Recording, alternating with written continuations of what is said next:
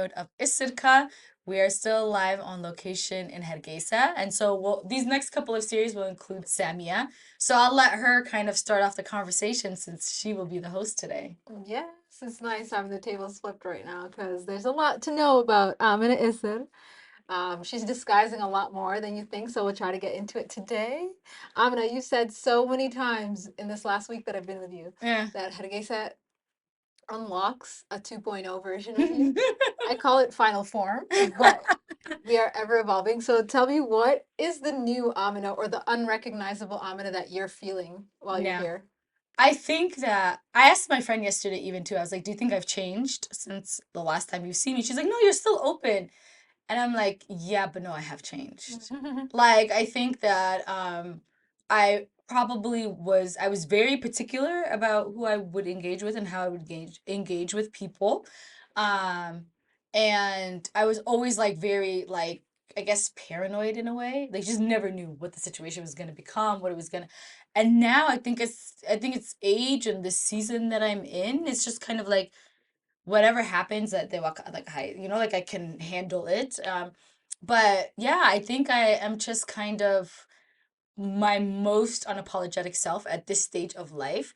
And Hargeisa is a good space to be able to just let that be.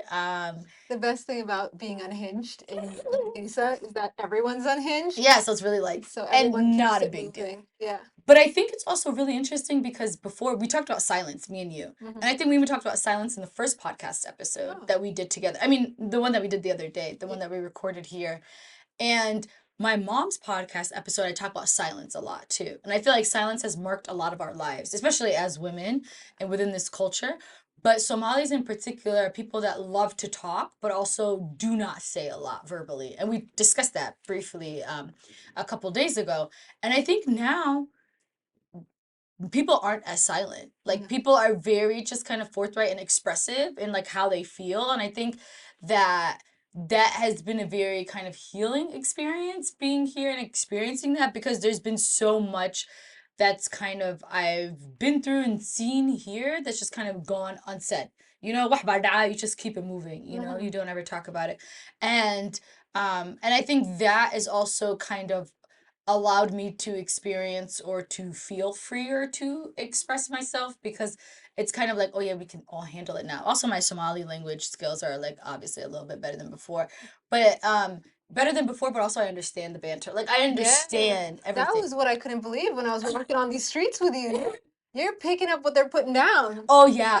Okay, that is like the I when 2015 I was like wallahi wait till I learn Somali and I Yeah, can like, you know, I'm gonna finish you yeah, guys. give it back to you guys. Game over. And honestly, God made me wait. Like I think now I'm like, okay, me and Hargeisa both had to grow like away from each That's other. very true. And I think I wouldn't have appreciated being here if I didn't see other things, have different experiences.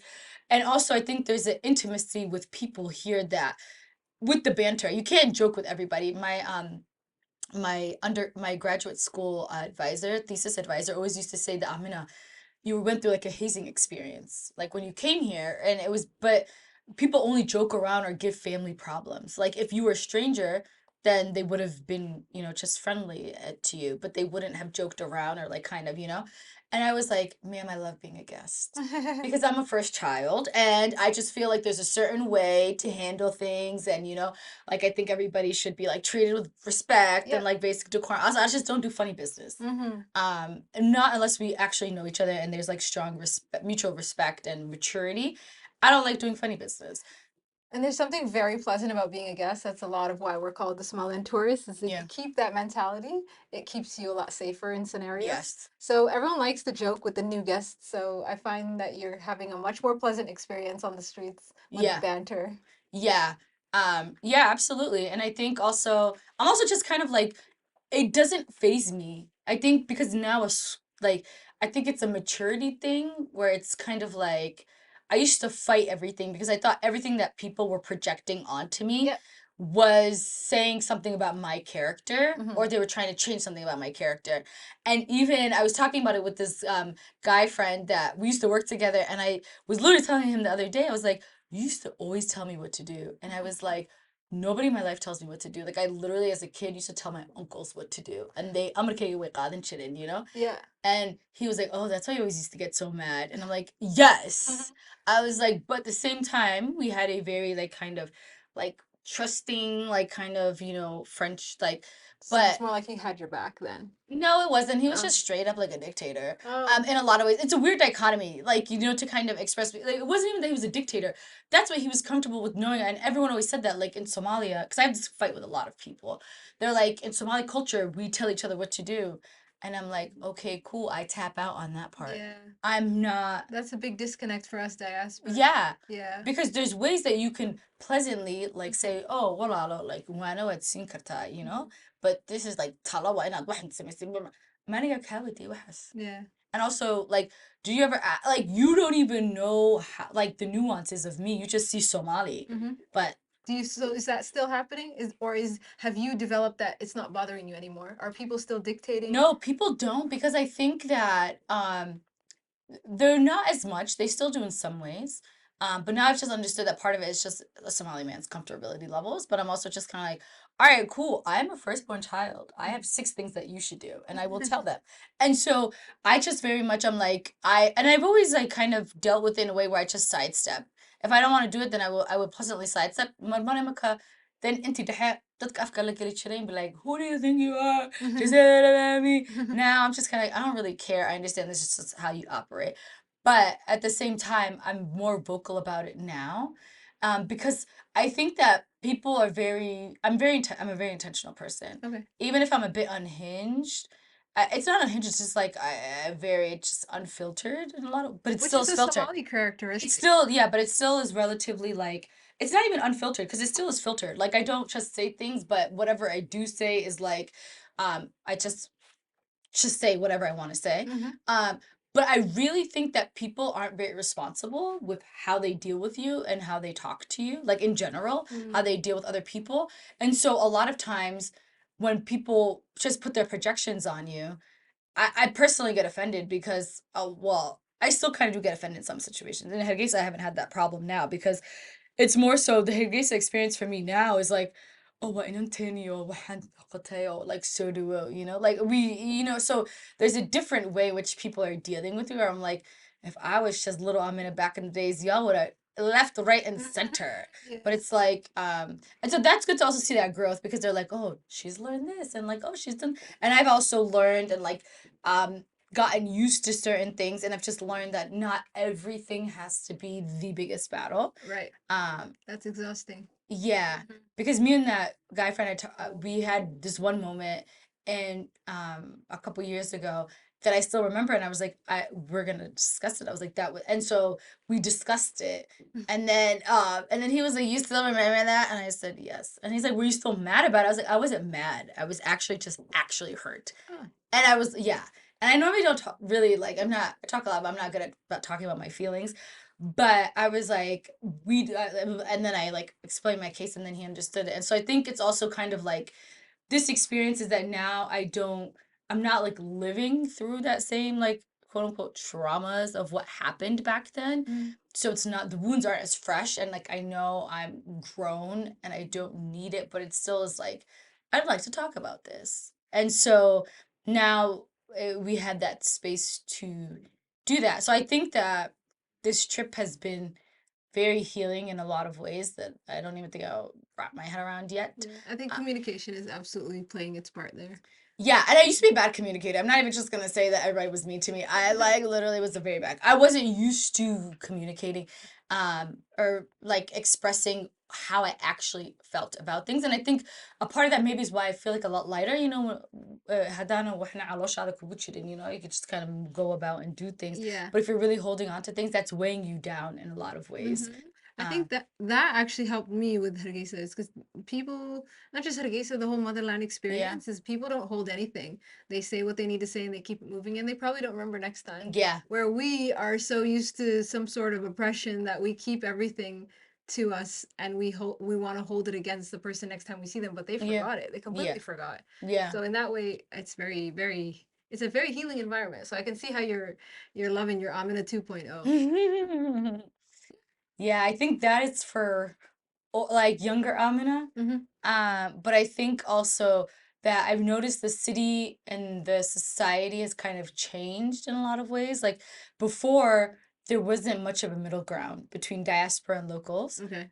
There weren't too many like amenities, facilities here, Yeah. dress code, like kashe kemba, like, and so now it's kind of like, okay, there's so much more available here. And I think also a lot of that has to do with people's engagement, with travel and things like that. I feel like the influence that the Arab world has had Mm-hmm. on Hargeisa is very evident. Okay. Yeah, I think like with the perfume shops and all that, like people now, people in Somaliland could go back and forth to Dubai, like, so it's just the biggest thing that I realized back then is that, a lot of the people here haven't had an opportunity to travel or see anything really different from this environment At that time. at that time. Mm. So it was very rigid and it was very homogenous. And I was like, despite what I do, there's no way, and I don't want to Mm. just fit in this box of uniformity. Mm-hmm. I don't know uniformity. I've never had that opportunity to just be and I wouldn't want to because I think your individuality is also minimized or undercut. Yeah. You become a sheep in a herd. I think that's why Grandma was so shocked when she took in your presence yesterday, is because there's a lot of sheep herd type of personalities out there, and then you just come out of the woodworks, and people are like, "Oh, where did this personality come from?" It's pretty bright. Yeah, and the thing, it's so funny because it's just me being me. Like, Yeah. so I don't even really like clock it, or especially in America, obviously it's a bit more dim, Mm-hmm. like, but it still is like, and it's also just watered down by American society and life. Yeah. Like, so I'm okay, so I always I keep my two lives very compartmentalized in Okay. that way.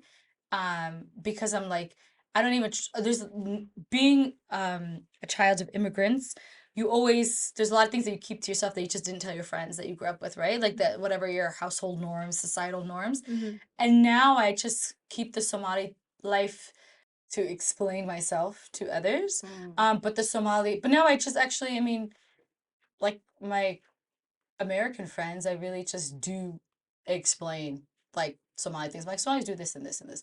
And it's very interesting because I've gotten also like, because when you're such an insider, you've also gotten so used to judging a lot of like what your cultural experience is like within, especially, we can discuss this in a little bit, but especially within like an American, I feel like I deal with Somali culture in a lot of ways with like an American teenage lens of Mm. judgment. Or Okay. I'm just kind of like, well, oh, like the separation between, oh, are you like, I mean, what is a fob and what is like somebody who's Americanized, And then it's like, where do you draw the boundary lines? And it's like, and I think a lot of that is just very like we just grew up with a very just us and them type of. I actually want to talk on that point because I think the same way that there's all these different levels. You've all heard it before. It starts with the flight 19s. It goes to the fobs. Then you got Yeah. stabilized, and there's the hoyamatalas. Does no one ever think that that's just another way of us dividing ourselves again and again and Yeah. again? Like it's like we westernized our own thing that we've been running away from, the Q word, which I'm not gonna say. Oh, yes. I think also, but then at the other hand, you also have the say wallahis. I mean, they do that to us. Like if we try to like categorize the fobs as fobs, Yeah. then the us it was the say wallahis, and I'm just kind of like, I'm very anti say wallahi. I'm a grown woman now. Mm. Like you cannot like come at me, because to me it's not about, you can say, were you born in America? Did you grow up here? Are you diaspora? Yeah. Cool. There's many different sentences around it other than that. That one's really deflating. Yeah, the say wallahi is also just kind of like, I'm just also like, they're like, oh well, you're say wallahi, and because the say wallahi it's just, it has a lot of connotations that I feel like I don't necessarily We really don't even uphold. say it on a daily basis. Like I don't think I've ever said say wallahi. Yeah, but no, in Ottawa back in the days they used to. Even the non-Somalis used to. That's when I realized Ottawa is truly a Somali city. Ah, yes. Like the early 2000s, like everyone Mm. would say wallahi, bro, say wallahi, and even the non-Muslims would be like, wallahi, wallah, bro, wallah, like, but the Hoy Mataos I don't really understand. Like that, I heard a couple years ago for the first time. That's very sad. It's just all of it's sad. All of it's them putting down on us and us trying to fit in with them. And And that's the push pull between diaspora and non-diaspora. It's a painful experience. It doesn't have to be there. I think, yeah, I think that's how I feel about that. I'm just kind I think every society has a diaspora community, Yeah. has a local community. Like I'm like, what is so weird about Somalis that we cannot handle being a diaspora? But I think it's because it's relatively new for us, you know, like Mhm. probably since like the 70s, even though we've moved around before that. But I think it's also just kind of, I think it was just a very divisive society, period. Even tribally. It's like, oh, the into the ship oh, but then what are you? Are you this? Are you that? Like, you know, then wala la kala qaybina. Yeah. And then I'm just kind of like, why am I? And I think part of the reason I stopped trying to fit into a box was also like, it doesn't matter how much you mold yourself to fit into a box. There's always a level of divisive where it's like, oh, but you are not. Like, so I did an interview in Somali the other day, and then they were like, oh my God, we didn't know you can speak Somali. And I'm just kind of like, that's a you problem. That's not a me problem. At this point and this stage of my life, any projections people have on me based on where I grew up, where I was raised, like how I choose to carry myself, how I dress, how I talk, Hmm. are really a you problem, not a me problem. Yeah. And that's something I wish I would have told 25-year-old Amina, Hmm. because I am just kind of like, at this point, and this is not fun, but it's just like legit, like what I've done, what I'm able to do, you could never do. There's a lot of people that are Somali and just their general ethos, like they are Somali ethnically, they speak Somali because that's the language they know, they grew up in this culture because that's what they were raised in, but they don't really appreciate it and they don't like it. I've like put energy and time and research into what I'm doing Yeah. because I believe in what I'm doing. And there's a bigger mission to it. It's not because part of it is I do like listening to Somali songs, but also there's more. I don't half do things like, you know, if I like something, and then I need to come out on the other side, you know? Hmm. That's just who I am as a human being. God bless whoever I marry. Hmm. But like it's just so I'm just kind of like your worldview and limitations don't have nothing to do with my life because you don't even understand anything about who I am or what I am, nor did you even ask. Okay, so the work that you do, because it's Mm, really impressive. And like I said, grandma thought, like, how is this girl mm, speaking like this, knowing about all this, and interested in this? mm, And she was fully born in America. yeah, So what is it that drew you to just, you do amazing work, by the way. You really are drawing so many connections between something that we're so legendary for, Somalis as the land of poets, you know, Hoyga Funka and all these things, yeah, and you pull it in and you bring it back to the diaspora world. You make it relevant for us. yeah, What pulled you in that direction? It's a very specific niche. yeah. And because I think I see the importance of that we need to be connected. We were talking about how divisive we are as a people, Hmm. and we need to focus on the fact that waxan waa wada leenahay. I think when I finished my master's paper, it was based on my research in Hargeisa in 2015. And at that time, every space that was like a little bit expressive, a little bit fun, that I really enjoyed, literally faced major pushback by the society in Hargeisa. To the point where it was literally like us versus, it was like, yeah, I was like, if I had come maybe another time and not witnessed that contention, I would have had a very different opinion about Hargeisa. But that really showed me how, yeah, it really solidified a lot of things for me about Hargeisa in general. And so my master's research ended up being about diaspora returnees in Somaliland and the fact that they couldn't adjust to the culture here because it was too rigid and diaspora notions of identity are too fluid, which is no issues with that. But what people don't understand, and that I spent an entire year processing with my advisors, I should have probably gone to therapy at that time about this. But that there's a power struggle at play. And that's what a lot of people don't understand. They just think that, oh, like people, yeah. So I'm like, that master's paper alone solidified me and like propelled me into like, "Mahad ii sheegi kartaa," you know, like so basically the outcome of it was that there's a power issue at play and locals are trying to maintain like they're trying to manage what local culture is so that they legitimize their connections to the land because they don't have any other place to go. You know, so they want to say, we are the rule, the land is ours, so you have to follow our rules. But everybody kept saying, we'll follow the rules, cool, but we don't know what they are. They don't make sense depending on why is there different rules for Samiya, but then Asma there's different rules for her because grew up here, Hmm. and so we were having these conversations amongst each other, but we didn't know really what was happening.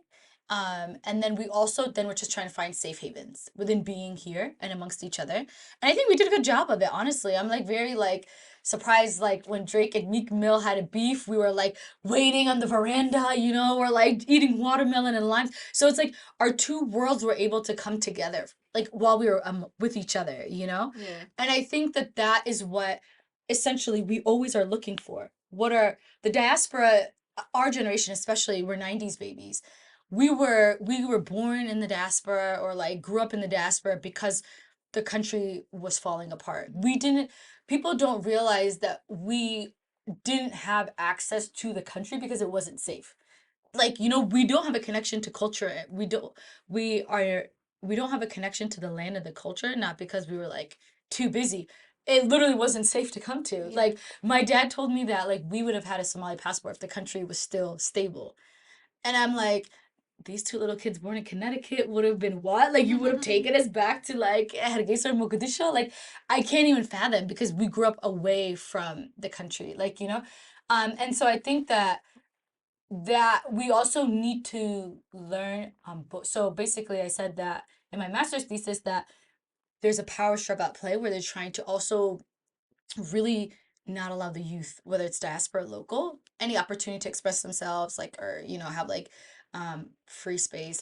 And I think with the rigidity of culture, it was like diaspora culture and then local culture. And if the two like kind of clash, Hmm. there's a third space, which is what the arts and culture allow for self-expression, free expression. And that's what these cultural and like artistic entities were offering, like Cup of Art, for example. Hmm. They used to have open mic poetry nights where one night would be in English, one night would be in Arabic, one night would be in Somali, And even when there was nowhere in Hargeisa that was like that, that was a coffee shop that was colorful, that was like engaging. And then she would specifically market towards the diaspora on Instagram. So I always used to say that Cup of Art became the second immigration point because if you were in Hargeisa, instantly you are a Cup of Art. And it didn't matter if you came to the city by yourself, if you went there, you were leaving with friends. Yeah. And we still haven't seen anything like that in Hargeisa, like a space where people were really building strong community with each other. And we need places like that here. Because when people are here for the summer, I mean, it's cool if you came with your friends, but you don't want to hang out with the same three people every single day for 2 weeks. It kind of gets a little bit taxing. But when I finished my master's thesis, then I kind of realized that the arts and culture are the only thing that are going to bring the diaspora and locals together. So I was telling this woman in England about that while I was working for London Somali Week, and she's like, "Oh, so that's what brought you here, like to continue this like cultural work." And I was like, "Not consciously. I mean, honestly, I just didn't want to stay in Hargeisa." But I think that if I kind of keep going down that path, like or that there was a lot about. I love those intellectual spaces.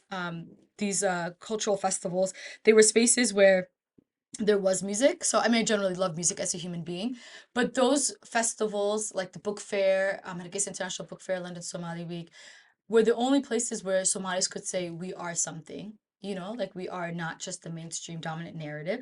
We are people that are prideful. We are people that have accomplished things. We have a history, we have a culture. And here's the CV. So I think that experience um, made me realize, okay, what's next? What could I do? And even when I was in those spaces, I always told Ayan, I'm like, you need to create like an online website or something, like an archive of all, because a lot of them have passed away. Like, a lot of these older people that have come to these festivals, whether they're poets, whether they're like musicians, whether they're whatever they are, Hmm. even women.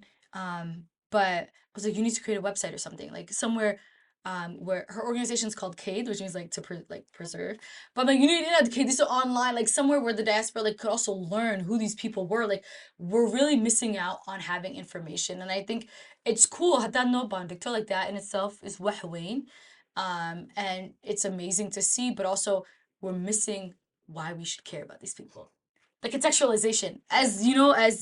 As Westerners, we need you to like tell us why we should care about you. And I Okay. think that's why I do the work that I do, the contextualization and also bringing the two together. And also, I do everything in English, so also Western audiences could have access to that information. Everyone always says, why don't you do your work in Somali? And I'm like, Somali, di maxaa isku sheegnaa, like literally wax kasta adiga diidsan tahay oo aad isku diidsan tihiin anyways, you know? Like when it comes down to they did that, oh yeah, but they didn't do it good, that one did it better. Like so instead of focusing on this is not even just I don't believe in insider only information Right. anyways as a person. I also purposely do this work publicly and openly on purpose so that it's accessible and it's out there. Um, and I believe in free public information. And so